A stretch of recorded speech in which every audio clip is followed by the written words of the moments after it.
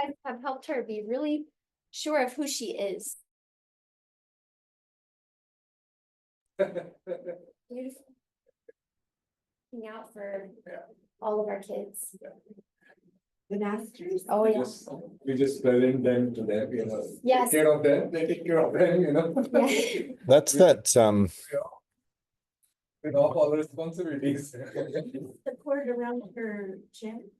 That's good. Is this someone? No, they're all free, all free. You take anything you want. And We're trying to make it look Our clear. meditation. Here, Well, yeah, now a scarf. Now, there's another woman. there's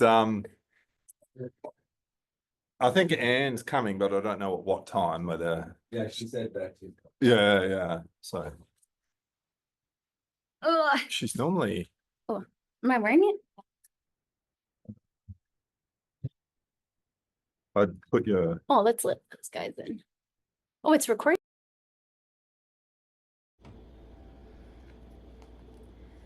Remaining inward, we'll practice the affirmation for self-healing for the week from Swami Kriyananda.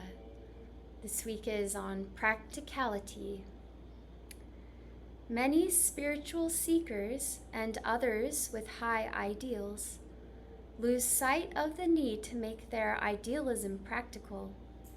Many even resent the suggestion that they try to put an ideal into practice, as though the very effort to do so would mean somehow lessening its purity. But God is no idle dreamer. Were the universe not kept in a state of perfect balance, chaos, not harmony, would be the common state. We too should be practical in our idealism. Life, to be ever expansive, must be a search for truth. Will it work? Is the preliminary question to, is it true? The test of an ideal is whether it is practical or not. By practicality, we mature from the state of idle dreaming to become emissaries of the truth. We'll practice this affirmation now together. I'll first read aloud and then you can repeat after me. First, we'll do it with great vigor and energy. Though my spirit soars. Though my spirit soars. In the skies of consciousness. In the skies of consciousness. My feet and hands. My feet and hands. Labor here on earth. Labor here on earth. To make truth real to all. To make truth real to all. And now a bit softer in a speaking voice. Though my spirit soars. Though my spirit soars. In the skies of consciousness. In the skies of consciousness. My feet and hands. My feet and hands. Labor here on earth. Labor here on earth. To make truth real to all. To make truth real to all. And now in a whisper. Though my spirit soars. Though my spirit soars. In the skies of consciousness. In the skies of consciousness. My feet and hands. My feet and hands. Labor here on earth. Labor here on earth. To make truth real to all. To make truth to all. And now we'll practice it one more time, this time in silence, feeling it still with great energy, great concentration. Though my spirit soars in the skies of consciousness, my feet and hands labor here on earth to make truth real to all. And now we'll listen to the prayer, feeling it in our hearts. Let not my thoughts lift me up through beautiful clouds of imagined possibilities, unless you give me the power also to materialize my dreams.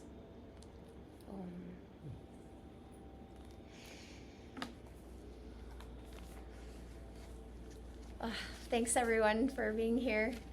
And We have a beautiful opportunity this week, gathered together to go deep in this sacred time of year where we know that the blessings are there and we just need to draw the grace with our willingness and our devotion and trying our best to be a part of that light. So, oops, is this the right one? I just opened the wrong book. Thank you, sorry. So this week we're on the topic, living in the presence of God. It's a beautiful topic to go into our Christmas time together. It's from Rays of the One Light, weekly commentaries on the Bible and the Bhagavad Gita. Truth is one and eternal. Realize oneness with it in your deathless self within. The following commentary is based on the teachings of Paramhansa Yogananda. In the Gospel of St. Matthew, chapter 25, we read of a king, capitalized K, for the reference is to God, who welcomes certain devotees to the divine consciousness, saying, I was an hungered, and ye gave me meat. I was thirsty, and ye gave me drink. I was a stranger, and ye took me in. Naked, and ye clothed me. I was sick, and ye visited me. I was in prison, and ye came unto me. The elect asked him when it was they had served him in these ways, and the king answered, Verily I say unto you, inasmuch as ye have done it unto one of the least of these my brethren, ye have done it unto me. To see God as residing in every human being, as indeed he does, is to open oneself to limitless opportunities for serving him. Paramhansa Yogananda, in Autobiography of a Yogi, described a saint who lived in this consciousness as the greatest man of humility I ever knew. He described a seemingly chance encounter with this saint. Another day found me walking alone near the Howrah Railroad station. I stood for a moment by a temple, silently criticizing a small group of men with drum and cymbals who were violently reciting a chant. How undevotionally they use the Lord's divine name in mechanical repetition, I reflected. My gaze was astonished by the rapid approach of Master Mahashaya. Sir, how come you here? The saint, ignoring my question, answered my thought. Isn't it true, little sir, that the beloved's name sounds sweet from all lips, ignorant and wise? He passed his arm around me affectionately. I found myself carried on his magic carpet to the merciful presence. If you would see God, watch for him everywhere. If you would hear his voice, listen for it in all sounds, and also in their supporting silences. If you would know God, seek his wisdom behind merely human knowledge. The Bhagavad Gita in the 6th chapter states, One who beholds my presence everywhere, and all those dwelling equally in me, he never loses loving sight of me, nor I of him through all eternity. Thus, through Holy Scripture, God has spoken to mankind. Om. Om.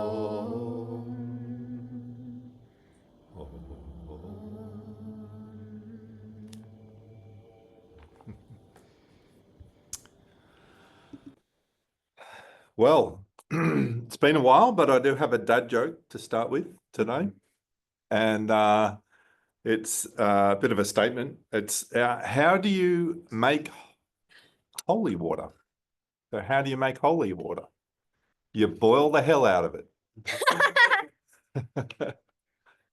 And it's relatively relative to today's topic. But before I get to that point, I've got a quote from Nayaswami Order, and it's the only difference between the worst criminal and the greatest saint is the way they behave. It's very interesting, isn't it? And it's kind of an interesting thing because during this period of time and reading or hearing that reading and then looking at the time around Christmas, we kind of, it's a relationship, it's a relativity. And I was listening to a talk by Nayaswami Jaya, and he was talking about the fact that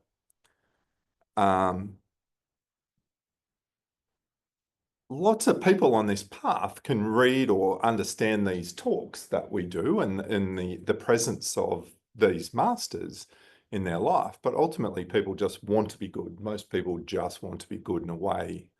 So a lot of people say, oh, look, they hear the path and they hear, meditation and they hear these things that we have to live by and all these great things. But ultimately, there's some people that just say in their life, they just want to be good. And he talked about the fact that this is an okay thing. It's okay to just want to be good, be a good person. And most people genuinely do that. But then he understood it a bit different. He had something that Swami reminded him of, and that was the fact that this path requires energy.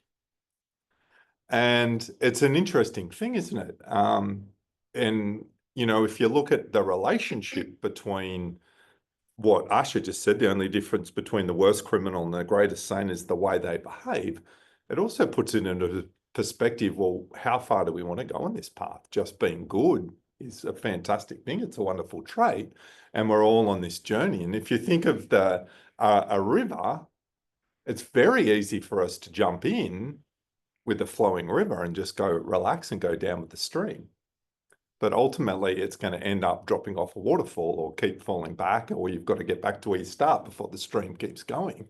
And ultimately, by the time you find often this path, you're sick of falling off the waterfall. You've taken the easy path, you've jumped in that relaxing water and cruised, and then you keep dropping off and you're thinking, why do I keep dropping off? So there is an energy element required. And if you think about that joke, boil the hell out of it, it's kind of an interesting fact, isn't it? If you think of just anything, you want to change an element of anything, energy, in anything you require energy. So if you look at ice, to boil ice, you have to put heat and energy in it to change its compound. Water molecules are all tightly stuck together like a ball of ice, and they're probably all comfortable doing that. But if we want to give it freedom, we want to give it back to its original element, we have to put heat and energy into it. And the more heat and energy we do it, we transform the water molecules into freedom. That's basically back to their original form, that original element. So it's interesting, isn't it? We are on this journey. That journey is either, and we hear every great master or teacher talk about the fact that we can't sit still on that flowing river. We can't just sit still. You can't just go out in the middle of that. You're either putting energy in and going against it, or you're going the other way. You're flowing back down that river. And so it's energy is required, or essentially you go back. And I know there's things like the steps from being an alcoholic. If you remove one thing, 5 other things take their place. And most of the great scriptures talk about the fact if we sit still, we're then just going to get bombarded with other things. And often they're stuff that will help us down that river. Like someone will throw in a nice floaty, or someone will throw something else in, then we go down that path a lot quicker. So we have to put this energy in. It's about living with God. And so essentially, what do we look like? What does it feel like? And it's interesting, we just did this 8-hour meditation. And if you speak to most people and you say, oh, 8-hour meditation, the first point that most people will get is resistance. Because we're in this flow, aren't we? We're in this flow of going down. If we say, hey, let's fight against this, the first thing that your mind chatter does is go, oh, geez, I couldn't sit for 8 hours. And we all do it. and we sat for 8 hours and our resistance was there. And it's this interesting journey, but we have to do these steps. We can have all the previous week we talked about, we can have all these great teachings. We can get lost in abundance of teachings and books and YouTube clips and all these amazing things that give us inspiration, but that inspiration can't do anything for you. It can inspire you, but ultimately we have to put that energy behind what we do to go upstream. And that's what we're all on this journey. We have to go up the spine. You did this beautiful talk last week talking about the chakras. It's not a down and out journey when not flowing down the river. We're reversing that down and out energy that's coming and reversing that flow up and up. Meaning that energy is really, really required. And so that resistance that we put out first is overcoming the resistance. And, sharing the 8-hour meditation, the minute you sit, you start on this journey of, right, I'm going to relax, I'm going to sit, I've overcome this thing that I can't do it, now I can do it. And then you sit there and you start planning your journey for 8 hours. And at the end, you're thinking 8 hours, yeah, I've got to do this and this and this and this. And, I'll practice this technique and I'll do this. And then you're in this and you're thinking, oh, how amazing it's going to be. So you start going down this path, 8 hours on, it's going to be unicorns and rainbows at the end of it. I'm going to float out the door. I walked in, but now I'm going to literally levitate out the door out of 8 hours. And halfway through your meditation, you're sitting here thinking, geez, nothing's happening. Okay, I'll have to concentrate a bit.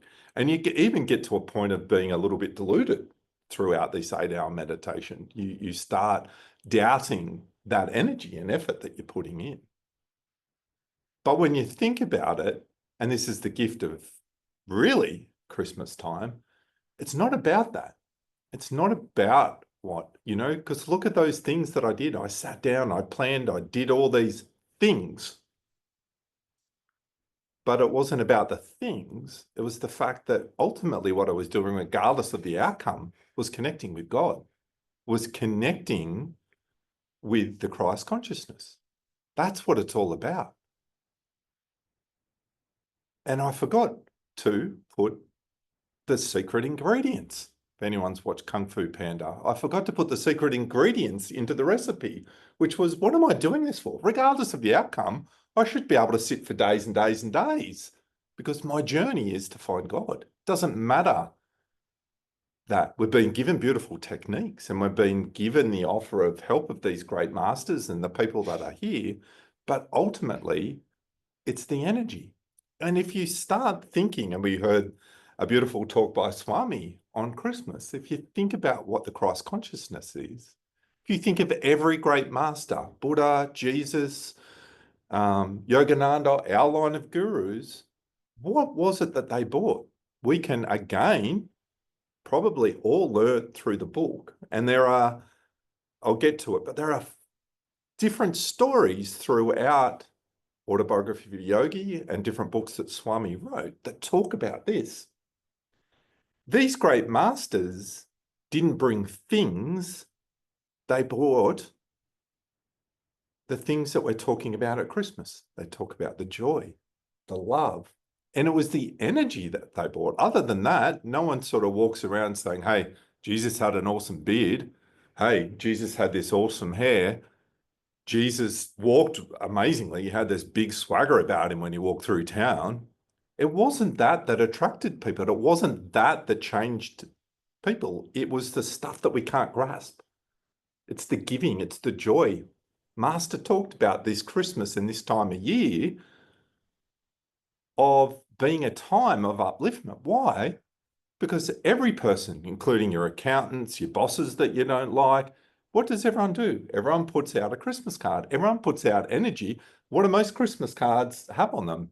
Go with peace, have joy, upliftment. They're all things that are changing the energy, but they're not physical things. There are physical things around Christmas that are relatively nice, but what is it? It's a change of energy of taking to one of giving. It's the energy behind it. And that's what the Christ consciousness in this time of year brings. And the stories that I'd like to share about that from Autobiography of a Yogi was, the first one that comes to mind is when Yogananda had opened his school. He was a teacher. And then the area was an area where malaria was contracted quite easily. And the boys that were there were quite sickly. And so we went to the Maharaja and asked for a different thing. And so at that time, he wanted to test Yogananda in relation to his knowledge of the scriptures. So we brought these sages along that were well scriptured and studied and understood what they were. So think about our books and the things that we read.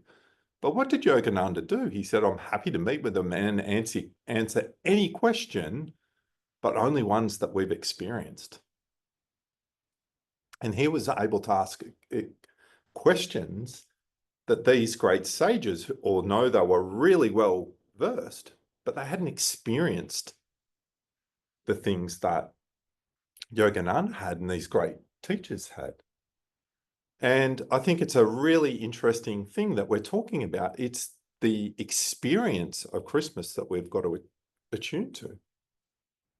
And the other story that came to mind was the school that he taught, and Swami Kriyananda then developed it into the US and now in different countries around the world, the EFL, Living Wisdom Schools.